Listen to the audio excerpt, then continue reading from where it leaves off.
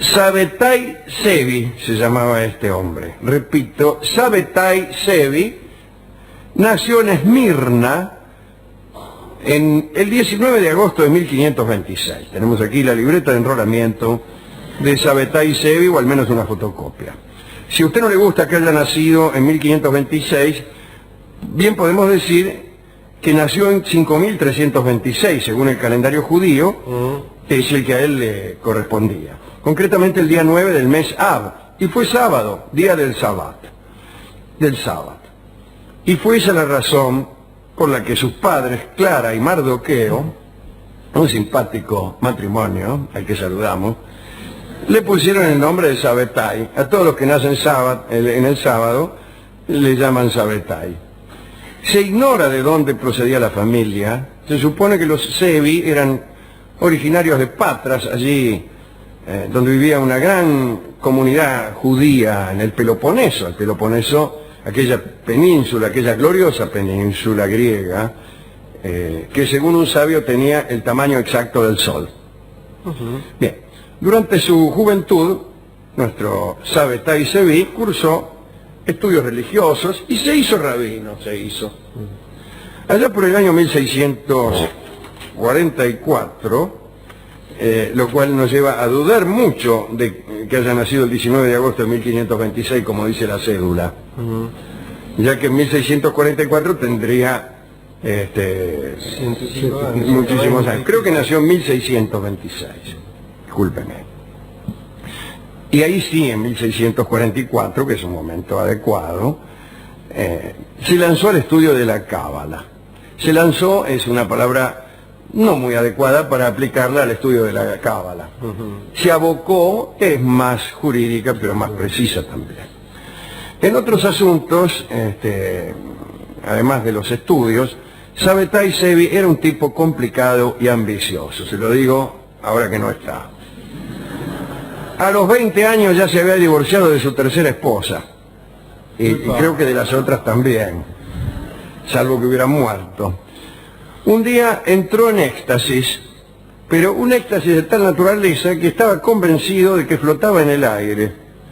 Entonces empezó a gritar y a pedir opinión a los testigos ante semejante milagro, imagínense. Él decía, miren cómo floto en el aire, pero los testigos no entendían qué le estaba pasando al muchacho y llamaron a la fuerza pública. Sin embargo, el rumor se corrió y la gente comenzó a dejarse seducir por aquel hombre que, según algunos, había flotado en el aire. Algunos era él.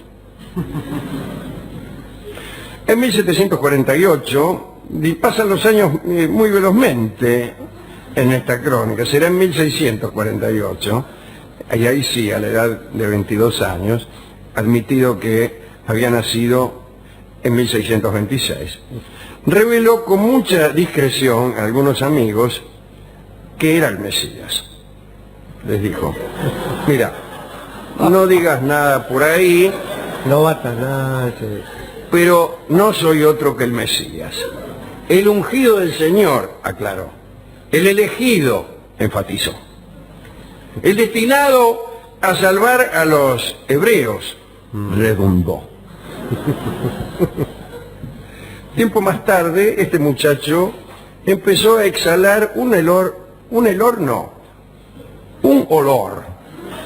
Empezó a exhalar un olor extraño y embriagador. En realidad bien podía considerarse eso como una falta, ya que un rabino no debe perfumarse. Sin embargo, él decía que era un olor natural, y para que se comprobase esta condición, se le ocurrió llamar al doctor Baruch, que era de Esmirna, y lo llamó para determinar si realmente se ponía perfume o si el hedor en cuestión era verdaderamente milagroso. Llegó el médico Baruch, que tiene, por cierto, un nombre ilustre, ¿no? Por cierto, el muchacho se desvistió ante el médico y, según las crónicas, el doctor Baruch, profundamente conmovido, no pudo contar el resultado de su examen. Parece que Sabbatai Zevi había convencido al médico de su naturaleza impar, contándole algunas de sus visiones. Y el médico quedó tan impresionado por todo aquello que ni siquiera pudo decir nada acerca de aquel misterioso perfume. En la misma época se habló de un milagro.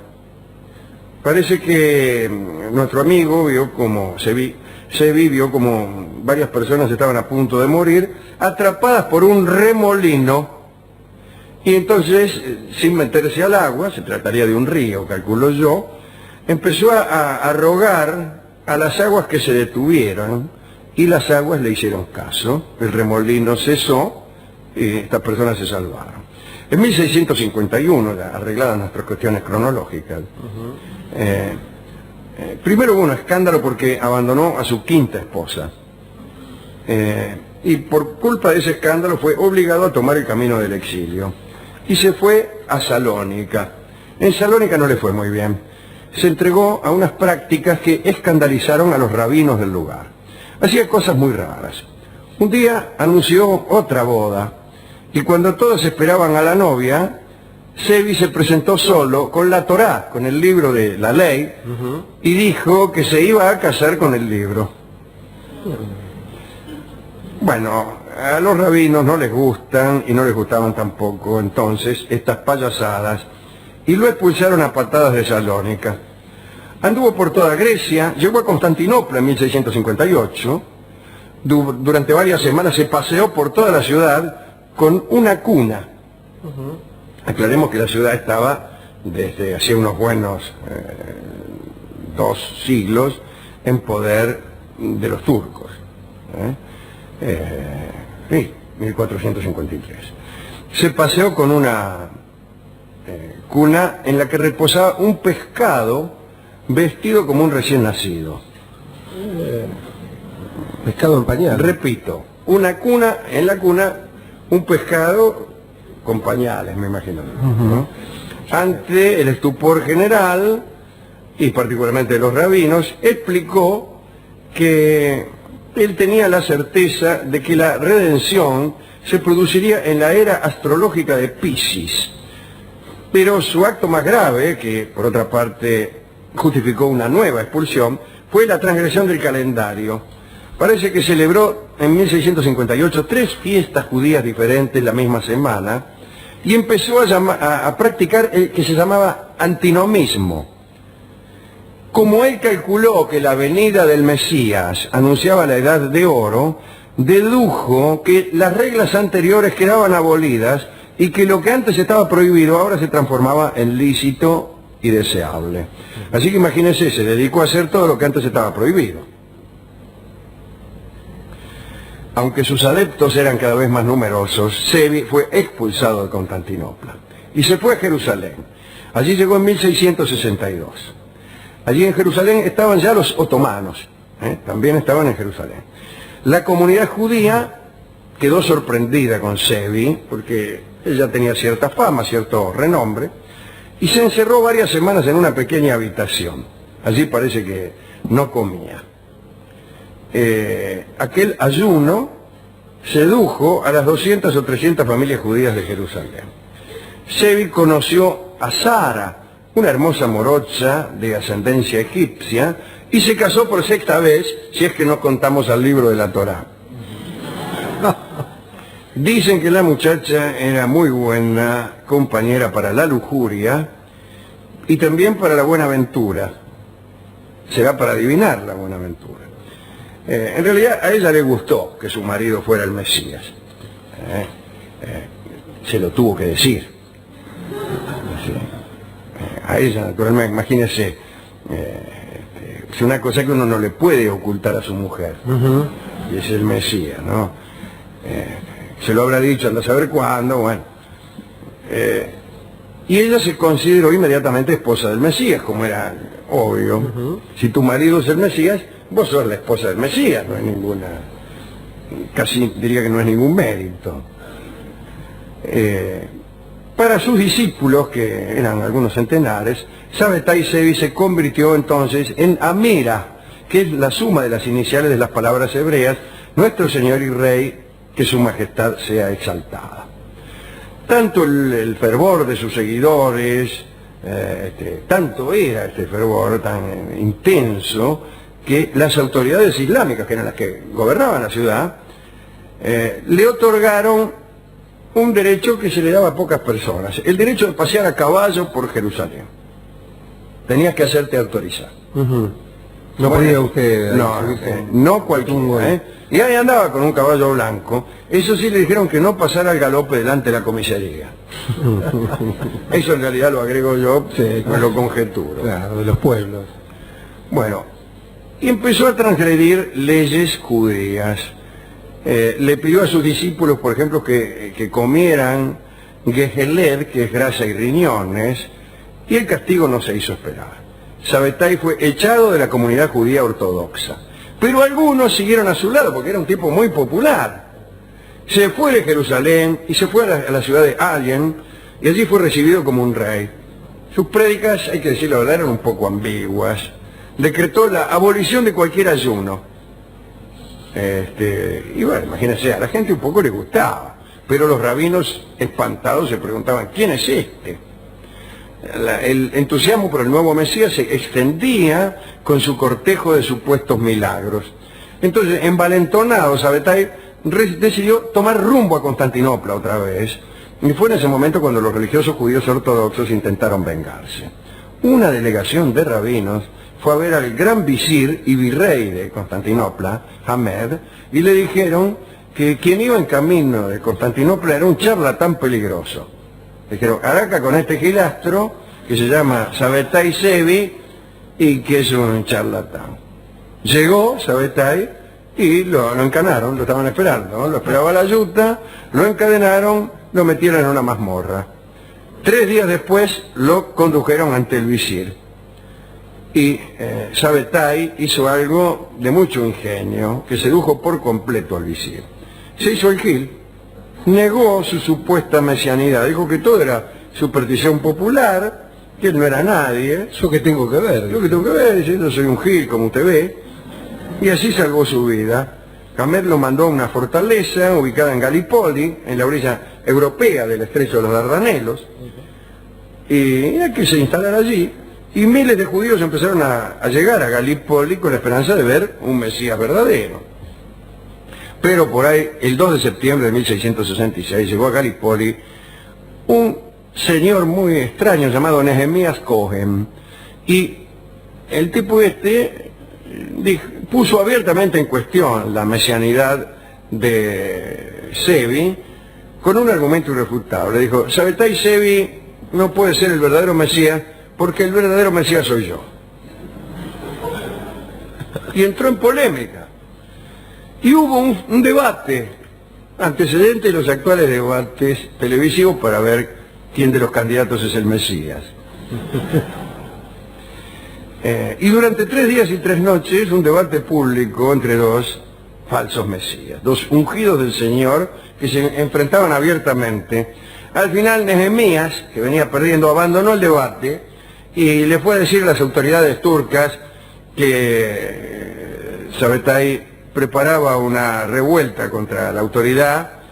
Los otomanos se asustaron y Sabbatai fue trasladado ante el sultán Mehmed IV para ver qué hacían con él. Pues lo metieron en una jaula, en un carro con una jaula. Ante la amenaza de perder la cabeza, nuestro amigo Sabbatai, mientras lo llevaban enjaulado en el carro, tomó una decisión increíble. Aceptó convertirse en musulmán. Se convirtió el Mesías de los judíos en musulmán. El rey de los judíos aceptó convertirse a la fe musulmana. Y fue bautizado con el nombre de Asir Mehmed Efendi, y se le confió un cargo de guardián de la puerta del palacio. Su mujer Sara también se convirtió para evitar discusiones, ¿no? Cambió su nombre por el de Fátima Karina. ¿Qué tal Fátima? ¿Qué tal Karina? Hola Karina. Bueno, pronto pudo conocer las consecuencias de su decisión. Solo podía pasear por las calles rodeado de 30 soldados turcos, porque todos los judíos lo andaban buscando. Alguien lo acusó de haber celebrado un ceremonial israelita Y usted sabe que un musulmán apóstata es merecedor de la pena de muerte. Pero las autoridades sintieron piedad y lo desterraron. Vivió en el extremo sur de lo que era Yugoslavia, pero no entonces ni ahora. Solo y abandonado hasta el día de su muerte, que fue el 17 de septiembre de 1676. A veces es ingenioso usted. Sí. Le agradezco, tómese algo.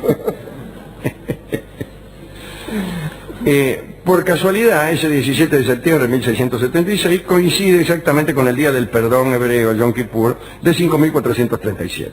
El Mesías acababa de cumplir 50 años. Esta es la historia. Mire usted cómo este hombre, a puro chamullo, se la salvó. ¿A quién quiere dedicar esto? Se lo dejo a usted, no tengo ninguna idea. Estaba mirando, Alejandro, que tiene muchas rimas, ¿no? Con la historia del Cristo, digo, esto de que fueran a decirle al visir, como en aquella época fueron a decirle a Pilato, o sea, que viene los falsos mesías buscan esas rimas. Claro, justamente a eso iba, no le iba a preguntar si no veía usted como que había un intento de buscar esto, incluso Nehemías Cohen que... Al mismo Cristo lo acusan de haber buscado las rimas. Claro. Pero bueno, entonces ya que nos arrimamos, yo le voy a dedicar al médico Baruch. Sí, al que no quiso decir nada. Para mí que él se dio cuenta que se había puesto tulipán negro. Claro. El perfume, dijo, yo no digo nada. Porque por lo menos no era batidor. No, claro. Así que es una virtud. Y ya que esto, como decía, me vuela algunas cuestiones cristianas, también le voy a dedicar a Juan, que era el discípulo que Jesús más amaba. Bien. Bien. Bueno, y yo a la mujer, Sara, él lo acompañó. ¿Sos el Mesías? Muy bien, yo te sigo, soy la señora del Mesías. Ajá. ¿Te hiciste musulmán? Yo te sigo, soy Fátima Karina. ¿Quién quieres que soy? Quien vos quieras que yo sea. Que es la forma que yo elegiría para decirle a alguien algo sobre mi amor. ¿Quién sos? Soy el que vos quieras. Está bien eso. Está muy bien, Alejandro. Que está verdaderamente enamorado, está más interesado en ser poseído por la persona amada que en perseverar en su ser. Pero no estoy tan seguro. me quedé pensando... Suélteme, Rolón. Discúlpeme, me había pensado... Me parece que lo digo por cantar una milonga. Claro. Pensé que iba a ser quien yo quisiera, pero bueno. Digo, pensaba en esta cuestión del tipo este que decía o creía a lo mejor él seriamente que flotaba en el aire y trataba de convencer a los demás. Claro, miren cómo flota en el aire. Claro, me trajo reminiscencias de aquel matemático psicótico que se inmortalizó en la película Una mente brillante, que totalmente actuaba del modo diferente, ¿no? Su inteligencia le permitía conocer acerca de su locura, y entonces cuando conocía a alguien, buscaba a alguien que él sabía que existía de verdad, y le decía, ¿usted lo vio a este tipo? Para saber si era una alucinación o era de verdad, ¿no? Claro, es verdad. Lo contrario que hacía este hombre que quería convencer a los demás, el matemático era un genio y este tipo era un chamullero, si usted me permite. Y entonces, en atención a ese carácter chamullador, escucharemos la milonga que se llama El Chamullo, en la versión de don Edmundo Rivero. Adelante.